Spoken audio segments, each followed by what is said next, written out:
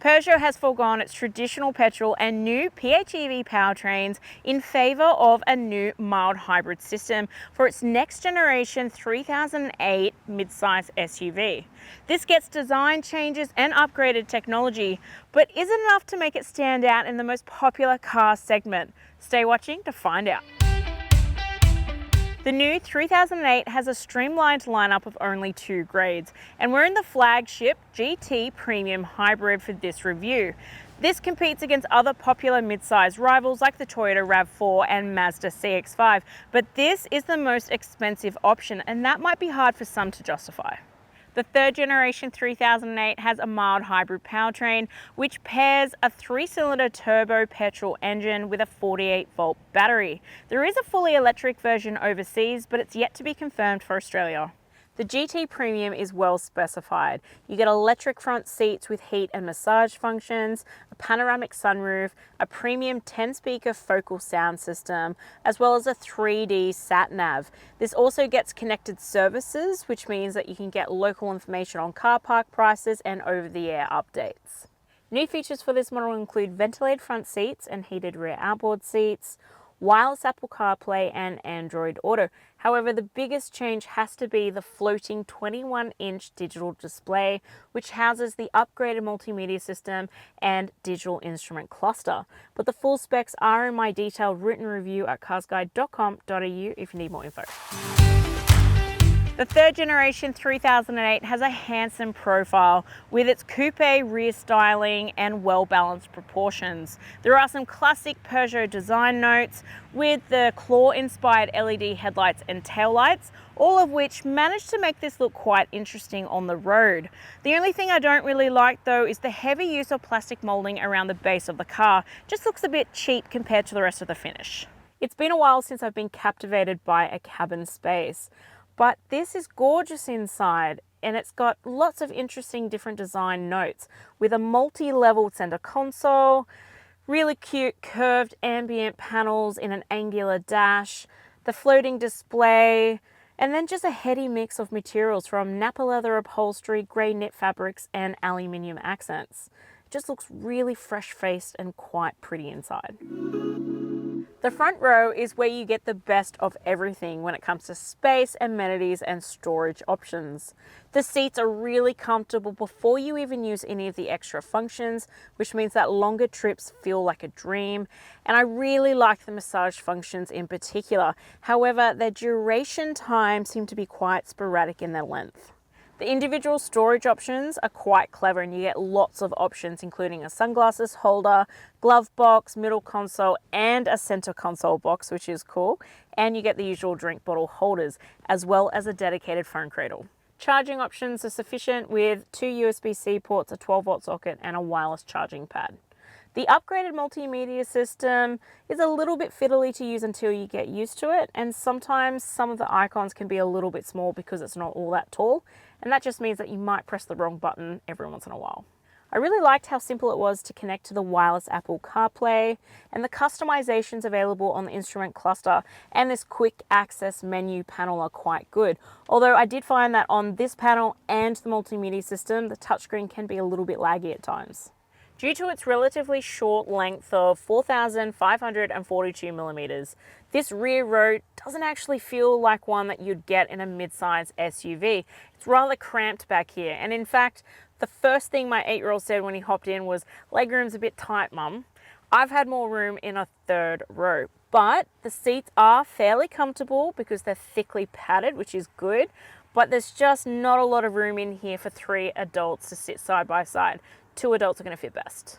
The storage and amenities are pretty good back here. You get heated outboard seats as well as directional air vents, 2 USB-C ports, 12-volt socket, and the usual cubbies like Mac pockets and cup holders and a fold-down armrest. The boot space is level and offers plenty of storage capacity at 520 litres. You can up it though because the back row has a handy 40-20-40 split. Because of the 48-volt battery, you don't get a spare tyre in this, but I did enjoy having the power tailgate with kick function this week. All 3008 grades share the same mild hybrid powertrain and 6-speed dual-clutch automatic transmission. It pairs a 1.2-litre 3-cylinder turbo-petrol engine with a small electric motor and 48-volt battery. Together they produce up to 100 kilowatts of power and 230 newton-meters of torque. That gives us a rather middling 0 to 100 km/h sprint time of 10.2 seconds. However, it's only really when you're on the open road and trying to overtake that you notice the lack of oomph. The new powertrain sees solid improvement on the overall official combined fuel cycle figure, which is now at 4.9 litres per 100 kilometres. And based on the 55-litre fuel tank, that gives you a theoretical driving range of up to 1,122 kilometres. That's really good for a mid-size SUV, and there certainly won't be any complaints for those who drive longer distances or just city driving. After doing mostly open road driving with a little bit of urban stuff mixed in, my real world usage has popped out at a very decent 6.1 litres per 100 kilometres. You get regen braking in this. It's not customizable, but it is strong enough for you to feel like it's there. I have found this to be really enjoyable to drive, and it has very easy handling with its responsive steering and sure-footedness at higher speeds. There is a little bit of a lackluster punch of power when you have to overtake on the open road, but overall it has enough that you feel like it's fun for quick city lane changes, and it's nimble enough as well in stop-start traffic. This feels like it's engaged in the right gear most of the time, and the only time it over revs is when you're trying to overtake on the open road. I have found the visibility to be really good. None of the pillars get in the way of my driving position. The only thing I'll mention is the back window is quite narrow, and it gets worse with your vision back there when you have passengers or a car seat installed. The suspension is on the firmer side, so you do notice the bumps in this. But there is a little bit more roll in corners than what you'd expect from the sports coupe-like styling. And a little special mention for this cute compact steering wheel. Whenever I get behind the wheel of a Peugeot, at first I'm always a little bit thrown by how little the steering wheel is. But by the end of the week, I tell you what, it becomes one of your favorite features because you feel like you're in a real cockpit of a race car, and that's pretty cool. I haven't had any trouble parking this week. It's got a really clear 360-degree view camera system and lots of parking sensors and a very tight 10.64 meter turning circle. The only comment I'll make is that the camera angle seems to be a little bit cramped when it's looking out at the rear. But other than that, very simple car to park. The 3008 hasn't been tested with ANCAP and is thus unrated. It also only comes with 6 airbags and is missing a front center airbag, which isn't all that great. But it now comes with forward collision warning, lane departure warning, and blind spot monitoring, which are all good additions. None of the other driver assistant features seem to be intrusive for daily driving, which I always like. But the autonomous emergency braking didn't kick in when I needed it this week.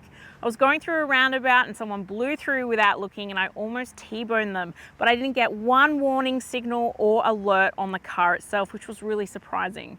But the full safety specs are in my detailed written review at carsguide.com.au if you need more info. The 3008 is offered with a 5-year unlimited kilometre warranty, which is a bit basic now compared to some of the competition. You can get a 5-year cap price servicing program or pre-purchase 3, 4 or 5-year servicing programs, and the 5-year plan only costs $1,890, which is more affordable than the capped service price.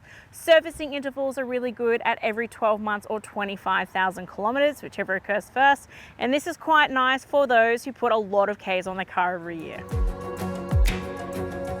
The new Peugeot 3008 GT Premium Hybrid might not be able to fit a lot of people in it, but it does have ample boot capacity, and this is stacked with lots of comfort features. It feels fresh-faced and it's totally nailed its design. So yes, it is expensive, but this offers a cabin space which is really plush compared to a lot of its rivals, and it has lovely on-road manners, which is why it gets a score that's on your screen now. But if you're after more details, check out my full review at carsguide.com.au. I'll see you next week.